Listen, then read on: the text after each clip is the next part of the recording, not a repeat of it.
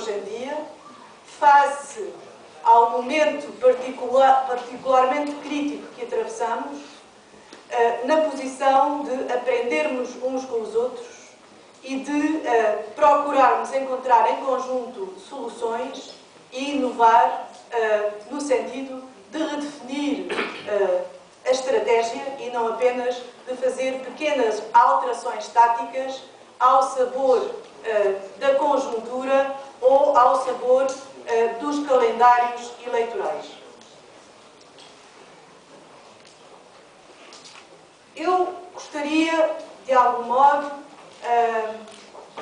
de levantar algumas questões que se colocam ao movimento sindical e à organização sindical, mas ligando-as não em abstrato à globalização e à desregulação e aos processos que se desenvolveram nos anos 80 e 90, porque essa questão já está mais ou menos falada, embora tenha necessidade, obviamente, de continuar a ser discutida, mas gostaria de fazer a ligação com o momento atual, que eu entendo como um momento de viragem profundamente negativa ao nível mundial e ao nível europeu.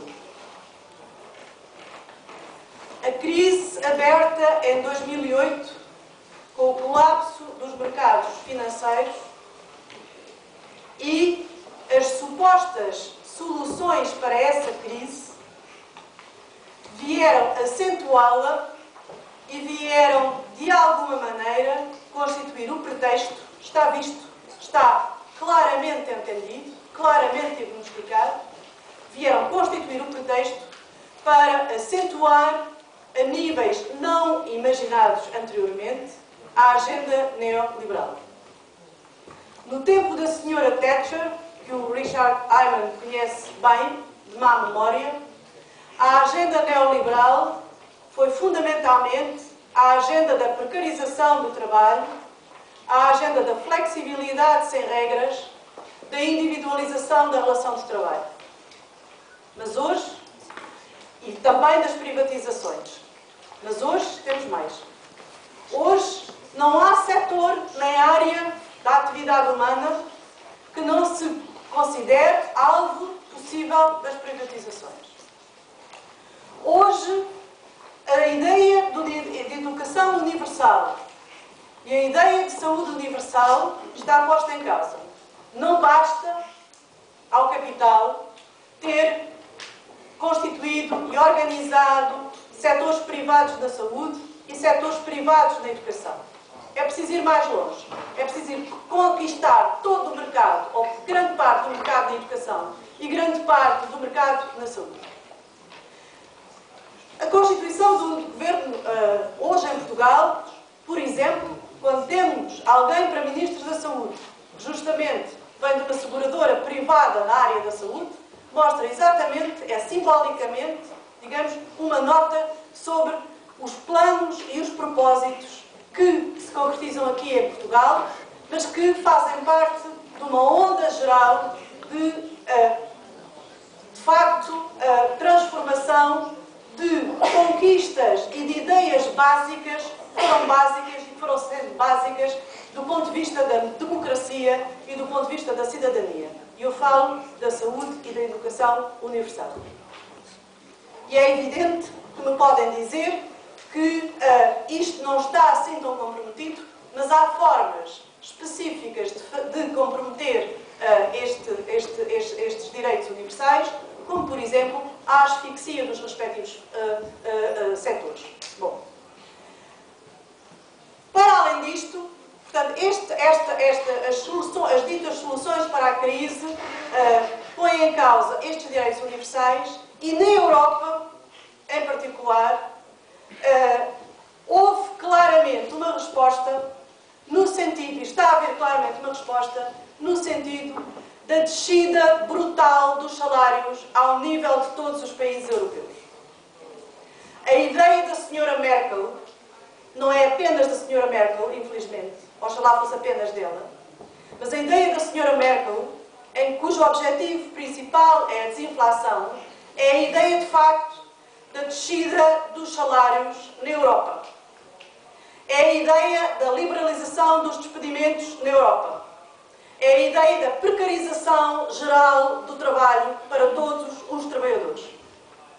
Mas para isto acontecer, é preciso desarticular os sindicatos. Os planos na Europa atual são planos ofensivos de regressão social e de desarticulação sindical. As últimas cimeiras europeias definiram claramente como objetivo a descentralização da negociação coletiva, termo sofisticado para designar a desarticulação da negociação coletiva. Aqui encontraram também outro termo sofisticado para falar da desarticulação da negociação coletiva, em Portugal, um termo que foram, enfim, copiar à Dinamarca. O termo designa-se por descentralização organizada. Mas esta descentralização organizada não é mais do que a proposta da descentralização selvagem. O que é que eu quero dizer com isto? Para baixar os salários ao nível da Europa, a níveis de facto incompatíveis com o que foi sendo a aquisição dos direitos e da contratação coletiva, um dos caminhos é quebrar a negociação coletiva setorial. Sabe-se que em muitos países a negociação coletiva setorial é a espinha dorsal da negociação coletiva.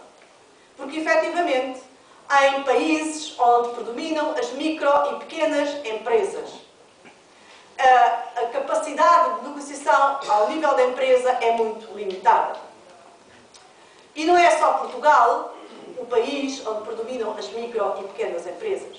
Na Dinamarca, por exemplo, onde predominam também micro e pequenas empresas, a negociação setorial é uma negociação muito importante.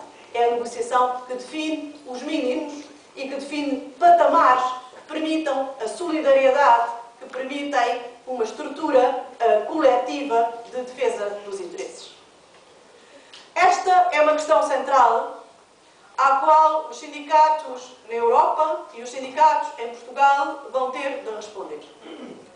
A diferença em Portugal, a diferença na Grécia, a diferença na Irlanda, é que esta tentativa de destruição da contratação coletiva surge associada a uma imposição resultante de um acordo com o Fundo Monetário Internacional, o Banco Europeu e a União Europeia.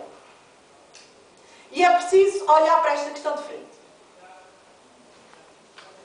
E, desse ponto de vista, eu não posso deixar de referir um pouco alguns elementos de contexto para olharmos para esta questão de frente.